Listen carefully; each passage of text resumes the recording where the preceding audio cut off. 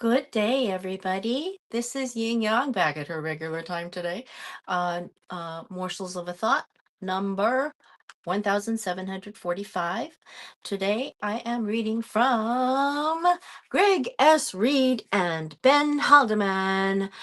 Lunar Legacy, DNA of Success. We have chapters we have read up to. We are on chapter 11. We are reading from other people's wisdom in order to gain,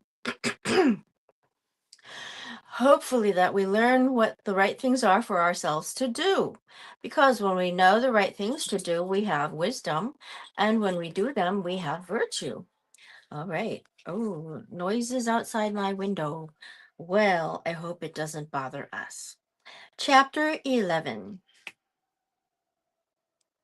Chapitre 11, right? Ben was getting more and more exposure for his project, and his calendar was filling up with meetings. With this level of fame and recognition, it felt like he was actually going to the moon. He was also happy with the positive response he'd received in the media. People were connecting all over the United States and around the world, discussing what good they could do in their own communities with their legacies, regardless of race, religion, political leanings, or social status. The simple message of how people want to be remembered became a powerful tool to create good, positive change in the world. Good morning to John Clark, my ever so faithful audience. And good morning to Colleen B. Dracos, Gina Portoff, Liz Rose Cantara, AC Rosita, Thelma Pacheco, even, let me think, Erica Romero, Duck Vong. Who else is there that I could say hello to? That Mandy Olekshi. All right, back to the book. Ben envisioned that change exploding into space and beyond, centuries into the future. Individuals could spread their own messages to create a much broader change and a more positive influence within their communities. Destiny and Ben supported each other in all their endeavors. Now that his hard work was paying off, she was brimming with pride, and she reminded him of that as often as she could. Ben was incredibly grateful for her support, which was a source of comfort and fueled his confidence through all the hard work, tough days, and long hours. Excuse me. Reading over Reading over the new submissions he received, one in particular stood out to him due to its vibrance and energy. It was from Dr. Linda Nadia Hole, Hole, MD, signed Nadia in Hawaii. Nadia started her message with aloha, which immediately put a smile on Ben's face. As he continued reading, her charismatic personality burst through her words. Everything she said had depth and authenticity, which was a rare commodity. She felt like an old soul, overflowing with wisdom and knowledge. Ben was struck by Nadia's perspective that, quote, we're at a critical, pivotal time in our collective HE and SHE Rose journey. He and she Rose journey. Do or die. We must somehow co-create a more peaceful, loving world of true freedom for all ASAP. End quote. She wrote, the sun is the ultimate hero of the hero's journey, SUN. The sun shines on everyone and everything, unconditionally providing light for life and growth. It keeps shining freely, regardless of anyone's story, and can also melt, scorch, burn, and even kill. The moon is for the she-rose journey. Simply receiving the light of the sun, the moon completes her circle night after night. Without fail, she keeps circling in her own orbit, bringing light to the darkness of the night, not to mention her gravitational impact on the tides, our emotions, and calendar, too.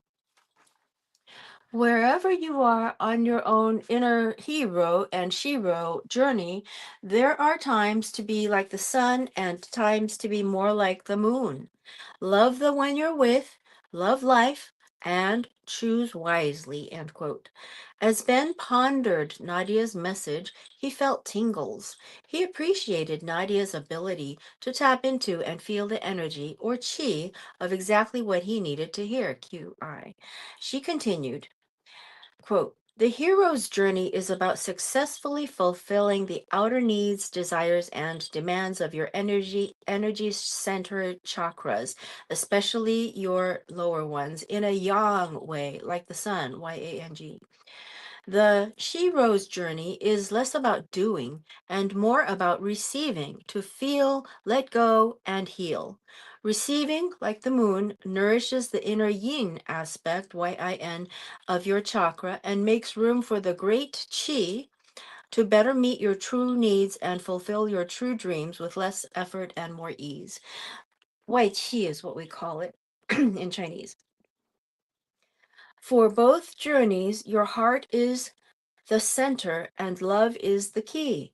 Breathe in the loving light of chi, capital QI, by the way. Breathe out everything else. Go within or go without. It's time to come home to who you truly are. Ben felt inspired, so he picked up his phone and called Nadia to learn more about her projects and Chi.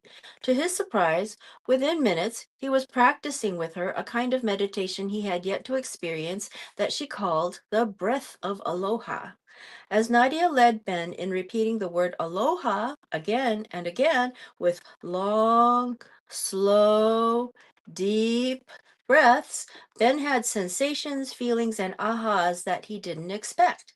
She explained, aloha is far more than just a greeting. The root words of the aloha are alo, be with, presence, share, oha, love, affection, joy, thrive, and ha, the breath of life. Ah also means to burn, sparkle, or shine. When you make every breath a conscious breath of aloha, capital B, capital A, as a way of life, miracles start happening. Where a miracle can be as extraordinary as a tea drop or a smile. So, aloha, go share the breath of life in love and joy and expect miracles.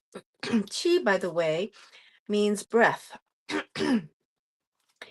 In Qigong miracle healing from China, it's the universal vital life healing force out of which miracles can come. Qi has a divine intelligence and can also free people to step into their higher calling and true greatness, Nadia explained. As they breathed together, Nadia sensed in Ben a strong leader. The more they spoke, the more she opened up to him and shared her story. I happen to have a prize winning, trauma laced her story with my own personal challenges. Kapu Aloha is the standard I do my best to hold myself to. Hawaiian elders teach that whatever you're facing, the only choice we're allowed is aloha. Keep showing up, and as allowed, keep giving your gifts in love with aloha.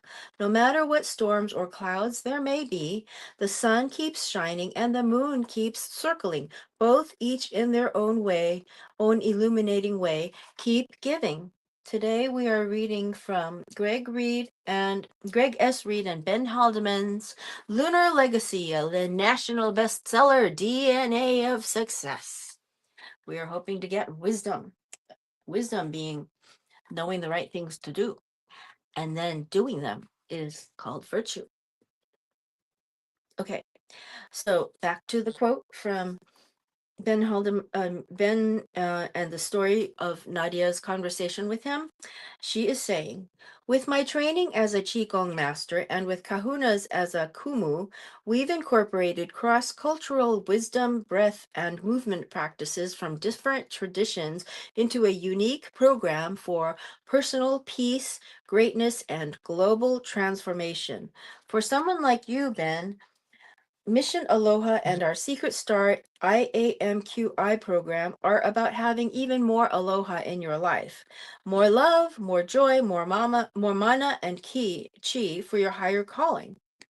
I shouldn't mispronounce that. That's in Chinese, and I speak Chinese, and something is in my eye and is very painful, and I can't help trying to get it out of my eye while we speak. I'm sorry. For your higher calling and greatest impact. Mission Aloha is also about giving youth who could end up joining a gang, the KKK, or Hamas, a chance at a happier life, Nadia shared. Ben found Nadia's presence and wisdom both calming and grounding. He discovered for himself Nadia's gift of helping others share their gift. Some bestowed upon her the title of a quote, miracle worker, end quote, for her ability to free quote, stuck, end quote, energy and spontaneously catalyze transformational healing. In her youth, Nadia served as a pioneer medical doctor, bridging Qigong, Western, and energy medicine.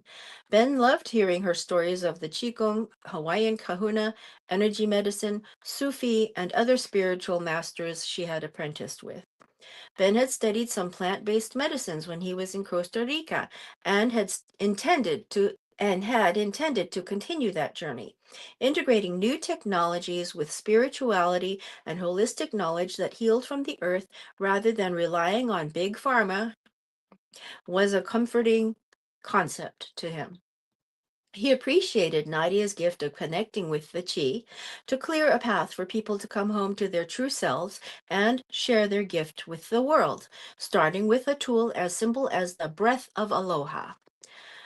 Ben somehow felt cleansed after their call together. He went downstairs feeling lighter with a smile of contentment on his face. Later, he played Nadia's video clips with Destiny so they could include the breath of aloha in their meditation practice. Ben was excited to have met a fellow pioneer and a spirit of gracious wisdom to help on his journey of holistic healing. Nadia's message and her mission aloha dream of a more aloha inspired, chi filled world for greater peace, mercy, love, happiness, justice, and freedom for all resonated with Ben. With a newfound sister, he was ready to not only share his gift, but like Nadia, help others share their gifts too. The breath of aloha could take them anywhere together. Oh my God, my God, my God, my God, my God, my God, my eye. Ay, ay, ay. Okay. Ay, ay, ay. Oh my God. Oh my God. After his morning run, Ben grabbed the mail from his little red mailbox. Tanzania was one of the last places he was expecting to see the return address stamp on one of the letters. Curious, he set it aside and as he placed the rest of the mail straight in the recycle bin. Ben opened the envelope from Tanzania, which contained a letter. As he unfolded it, several pictures fell out. The letter was from Jan McGregor, who had adopted a daughter from Tanzania and who was currently a sophomore in college. She had been awarded a full scholarship, and Jan explained that her daughter needed to attend a private high school because public schools only offered 1 year scholarships to foreign exchange students, while private schools offered multiple years. Jan had made the tough but necessary decision to sell her business so she could afford her daughter's private school tuition. In 2016, Jan claimed God had told her that time is short and the need is great. Over time, she learned from her adoptive daughter and her family of pastors that Tanzania had never valued female education. They were expected to start having babies right after they graduated. It was also very dangerous for young girls, and even getting to school was often unsafe. If girls had to walk a long way, many were in danger of getting raped and would therefore stop going to school out of fear. Once Jan learned how extreme and dire this terrible situation was, she became impassioned to be an advocate for this cause. Driven by ambition and compassion, Jan's idea was to build schools in Tanzania that could double as churches on Sundays. The government would provide the teachers for her school named Aletheia, meaning truth in Greek. She was also looking to acquire buses to help children to get to school safely. Casting her net wider, she dreamed of finding families in the US to sponsor 8th graders and help put them in private school. This way, more Americans would learn about their culture and the need to help the education and safety of the young female population. Back in Tanzania, her company was looking for 8 to 10 acres on which they could build a church or school surrounded by small houses, as well as a farm with pigs, chicken, livestock, and fruit trees. The livestock, she said, can be used to raise money by selling them or for food production. It's about educating people on how to create a sustainable community. When people are desperate, they act without integrity. They should be given the opportunity to act righteously. If they can develop habits with those who work with them, they can also develop good character. Good habits build good character. Proverbs 3 states that if you trust the Lord with all your heart and don't lean on your own understanding, He, capital E, will, capital H, will direct your path, Jan explained. Jan started, hold on a second. I want to look at it. Where is it? Where's my Bible? Ay, ay, ay. Did I put it? Oh gosh, I think I put it behind the. Okay, well, all right. All right, all right. Jan started her new business and mission in life at the age of 65. Her legacy was simple but powerful. You are never too old to start over and make a difference in the world. Ben placed the letter on the table on top of the pictures of the church and school they had built by hand. He decided it was time for a walk in the garden to process and better understand what he had just read. His heart was yearning for justice, thinking about the poor girls who were assaulted on their way to school. Grabbing a fistful of romaine lettuce from the garden, Ben added it to the bowl he was filling with fresh produce. He thought about how his existence was generally easy, safe, and stress free, and he could walk or drive wherever he needed to go. It was an environment he was happy to his daughter to have his daughter grow up in. He had never imagined a world that would not value her education and her ability to travel to school safely. What would happen if the entire world operated like Tanzania? The education of so many girls would be decimated. So much potential would be lost. The world would lose half of its writers, inventors, engineers, entrepreneurs, and doctors, and all of the female contributions would be gone if women were not empowered to reach their potential.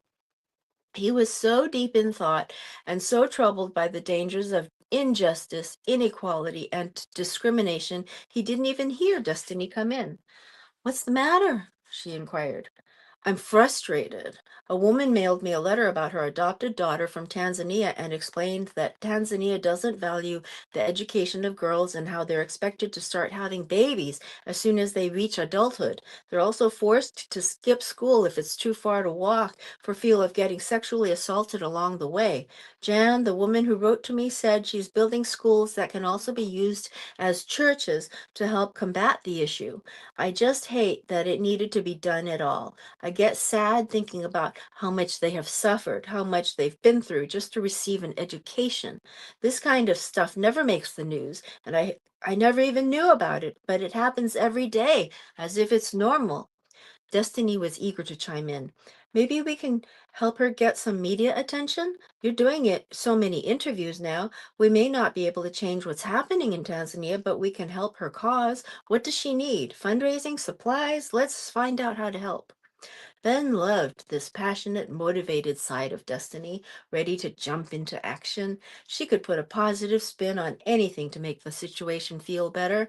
Ben was ready to help Jan with her legacy and connect her with people who shared the same passion for good causes. His platform was a great networking opportunity for Jan and others. He hadn't really thought of it before, but he'd always known that bringing people together could make the world a better place. We'll start on chapter 13. Ben and his friend, Chris Noggle, were setting up the crib and talking about their plans for the weekend. It was only Wednesday, but this particular weekend was their annual camping trip, a tradition they had honored since they were Boy Scouts together. Ben and Chris had been in pretty much every class together since second grade. They didn't have many similar interests or much in common, but somehow they always had a natural and effortless bond. Chris was an athlete and focused on business and real estate investment, whereas Ben was always more of a scientist. However, there was one aspect of life that was at the center of their friendship. They both loved the outdoors, hiking, mountain biking, camping, you name it. Ben knew that these times were becoming fewer and far between, which was why they were both committed to their yearly camping trip and refused to let other commitments curtail it. I think we should take advantage of the long weekend and get to the trailhead by 9.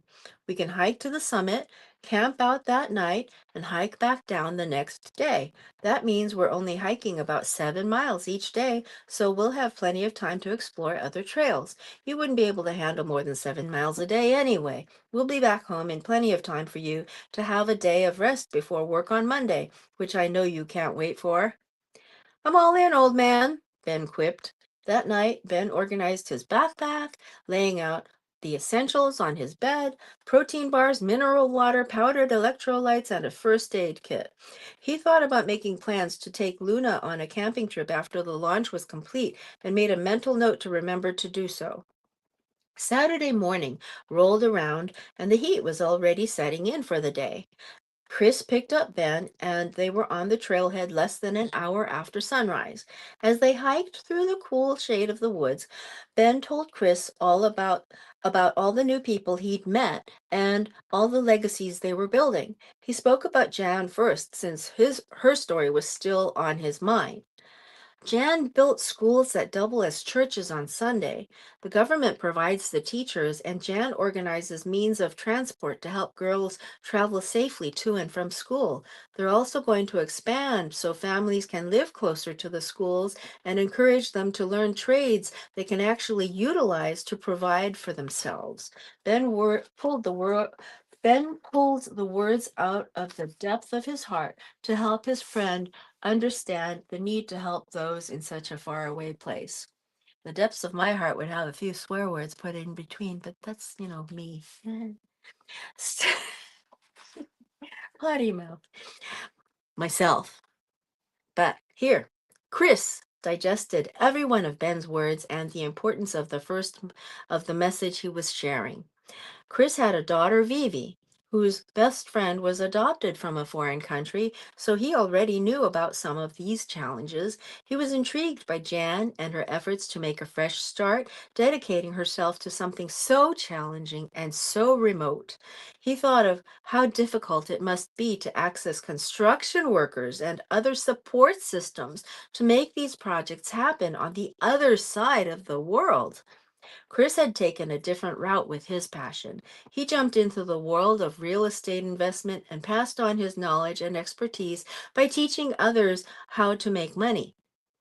He observed how the wealthy operate differently with their funds and how their skills could help those with less investment expertise.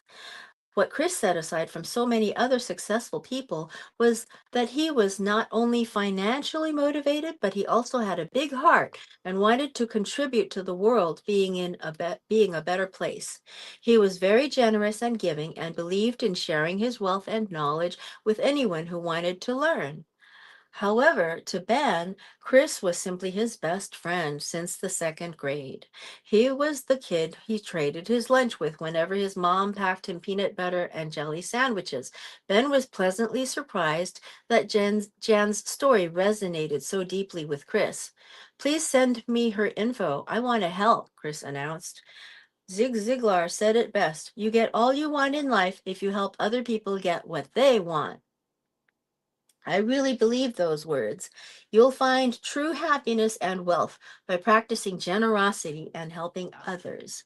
So we'll continue with what Chris says to Ben and Ben says to Chris next week on Lunar Legacy, DNA of Success by Greg S. Reid and Ben Haldeman, a national bestseller. Talk to you later. Okay, old Kinderhook. By the way, he was the 8th president of the United States and he wanted virtue.